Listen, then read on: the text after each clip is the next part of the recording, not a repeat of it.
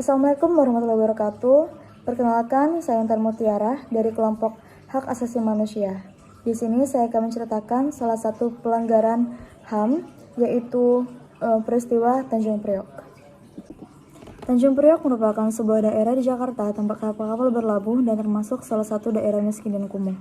Daerah ini menjadi tempat orang-orang desa mencari penghidupan supaya mereka dapat tetap hidup di kota Jakarta.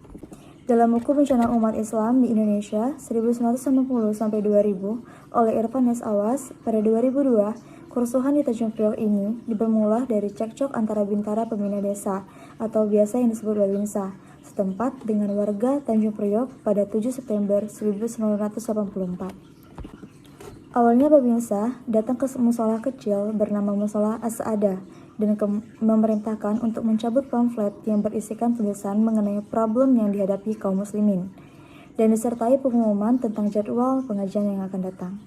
Keesokan harinya, pada 8 September, seorang oknum ABRI beragama Katolik, yaitu Sersan 1 Hermanu, mendatangi musola untuk menyita pamflet yang dinilai berbau sara. Namun, tindakan Hermanu saat amat menyinggung perasaan umat Islam.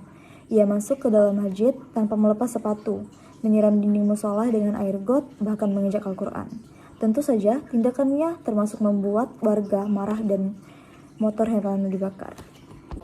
Lalu, pada 10 September 1944, beberapa anggota jemaah musola berpapasan dengan salah seorang koramil yang mengotori musola mereka. Terjadilah cekcok mulut di antara kedua pihak yang akhirnya dilerai oleh Syarifuddin Rambe dan Sofyan Sulaiman, dua orang takmir masjid Baitul Makmur yang kebetulan lewat. Kedua tentara itu masuk ke sekretariat takmir masjid untuk membicarakan masalah yang sedang hangat. Ketika mereka berbicara dalam kantor, massa di luar telah berkumpul. Kedua pengurus masjid ini menyarankan kepada kedua prajurit tadi supaya persoalannya disudahi dan dianggap selesai saja. Tetapi mereka menolak saran tersebut.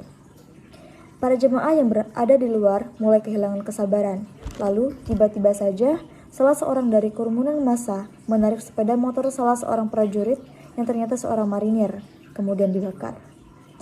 Maka pada hari itu juga Syarifuddin Rambe dan Sofyan Sulaiman beserta dua orang lainnya ditangkap aparat keamanan. Turut ditangkap juga Ahmad Sahi, pimpinan musola tersebut, dan seorang lainnya yang ketika itu berada di tempat kejadian.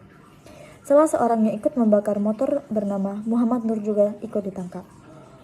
Akibat penahanan 4 orang itu, kemarahan massa menjadi kian terbendung, yang kemudian memunculkan tuntunan agar membebaskan mereka yang ditangkap.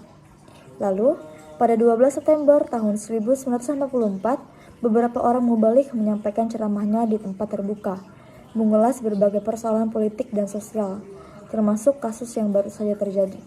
Di hadapan massa, Amir Biki berbicara dengan keras yang isinya menyampaikan ultimatum agar membebaskan para tahanan paling lambat pukul 11 malam.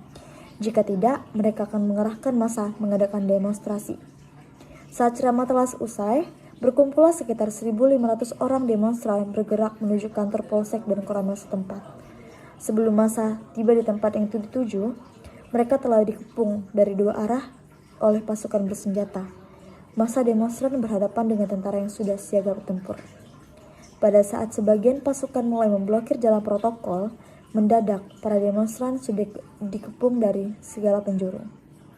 Lalu terdengar suara tembakan, kemudian diikuti oleh pasukan yang langsung mengarahkan moncong senjatanya kepada kerumunan massa demonstran.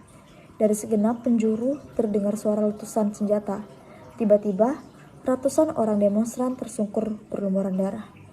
Di saat sebagian korban berusaha bangkit dan lari menyelamatkan diri, pada saat yang sama mereka ditembak lagi dengan menggunakan bazooka, sehingga dalam beberapa detik saja jalanan dipenuhi jasad manusia yang telah mati dan bersimbah darah. Sedangkan beberapa korban luka yang tidak begitu parah berusaha lari dan berlindung ke tempat-tempat di sekitarnya. Tentara-tentara lain turut mengusung korban yang telah mati dan luka-luka ke dalam truk militer. Tembakan terus berlangsung tanpa henti. Semua korban dibawa ke rumah sakit militer di tengah kota Jakarta, sedangkan rumah sakit lain diultimatum untuk tidak menerima pasien korban tembakan Tanjung Priok. Setelah seluruh korban diangkut, datanglah mobil-mobil pemadam kebakaran untuk membersihkan jalan dari genangan darah korban. 1 jam setelah pembantaian besar-besaran ini terjadi, Pengap Jenderal Albi Mordeni datang menginspeksi tempat kejadian, dan untuk selanjutnya, sebagaimana diberitakan oleh berbagai sumber, daerah tersebut dijadikan daerah operasi militer. Berdasarkan catatan Komnas HAM, setidaknya 79 orang dalam peristiwa tersebut menjadi korban, 55 orang mengalami luka-luka, dan 23 orang lainnya dinyatakan meninggal dunia. Selain itu, puluhan orang ditangkap dan ditahan tanpa melalui proses hukum yang jelas, serta beberapa orang lain dinyatakan hilang. Itu saja cerita dari Tanjung Priok. Terima kasih.